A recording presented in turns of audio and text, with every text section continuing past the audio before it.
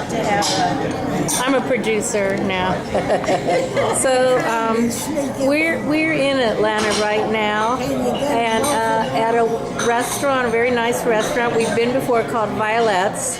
And when I say we are here, the 4 of the 5 founders of the Rankin Foundation, there's Sue Bailey and Gail Dendy, and immediately to my left is Heather Kleiner. And the reason we are so excited about being here today is because we are with 2 people who are very famous to our foundation, and they are Nan Pendergrass, that's Nan right there, and this is Britt Pendergrass, and they have recently been in the news, not for any criminal activity, but because they have recently celebrated 75 years of marriage, and they have been a part of the foundation since its very beginning. They have been generous to the foundation, helpful with all of the activities.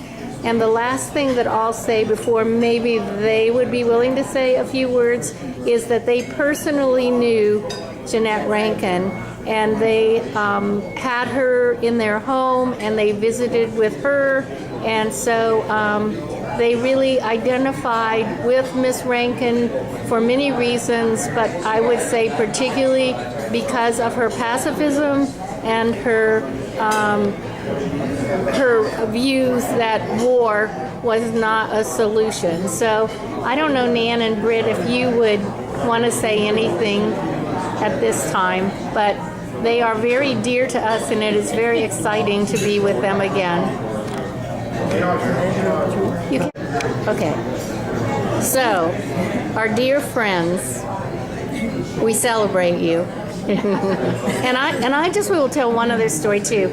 In all these articles that ran in the Atlanta Journal-Constitution, so many of them explaining how Britt and Nan met, and they have a wonderfully big family of 7 children and spouses and grandchildren and great-grandchildren, and also they have always been a great lover of dogs. But one story I just repeated to Britt, I don't think Nan heard me, was that we used to go with this couple to Sapelo Island, and Nan would always say that she only had one requirement, and that requirement was that she and Britt got the double bed.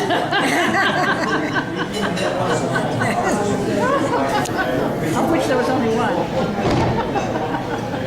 That's quite a device you have there. Yeah, it's my little camera, and I just love being able to capture the 2 of you for a little movie.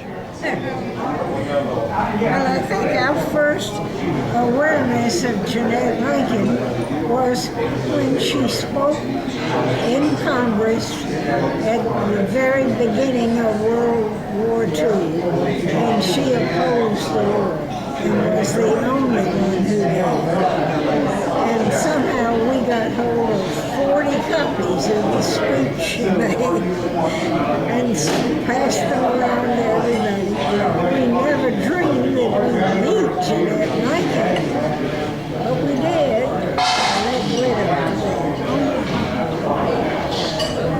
What was Harry's last name? Fiftner. Harry Fiftner. And Billy Fiftner.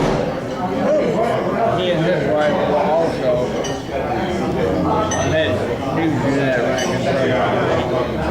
And they were important at the founding of the foundation too. The Fiftners were involved. The Fiftners. Don't you think Britt is handsome? If Nan hadn't married him, I would have. Oh, it's a self. So, Britt, you were going to say some more about getting to know Miss Rankin? Oh,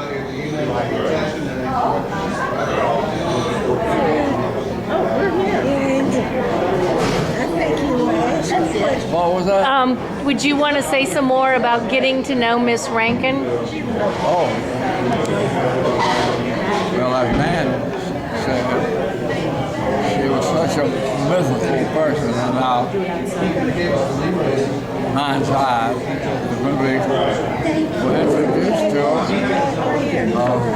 she was so human, so personal, so interested in other things. Women's rights, of course, comes to mind in addition to pacifism.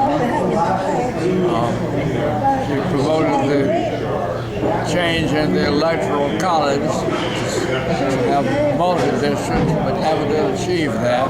She was just such an interesting person.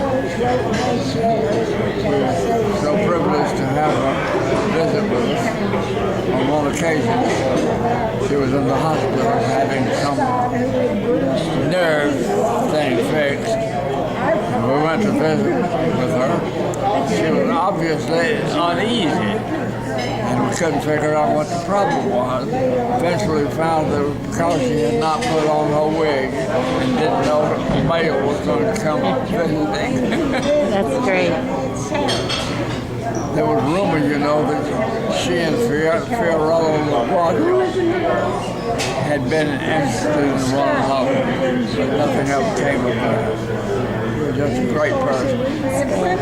So I don't want to keep this running so we all can't talk, but do any of you want to ask Britt or Nan anything that we would get on the little movie? Nan just said that she has letters from Jeanette that she has saved.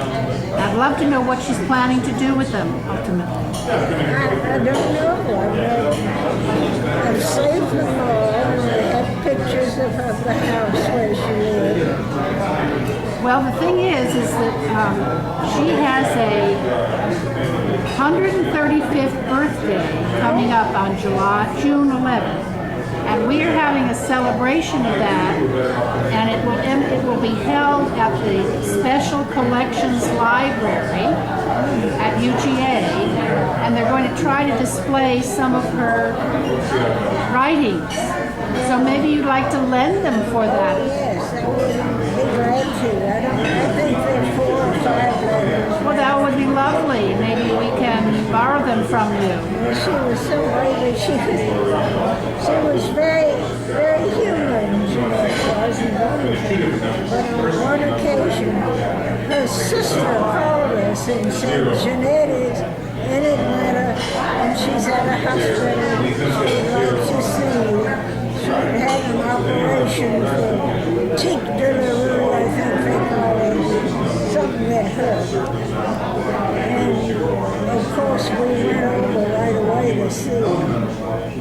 But for the first time, Jeanette didn't seem totally poised. She was a little rattled, and I didn't know what had happened. But I found out later she hadn't known that Britt was coming, and she hadn't put on her wig.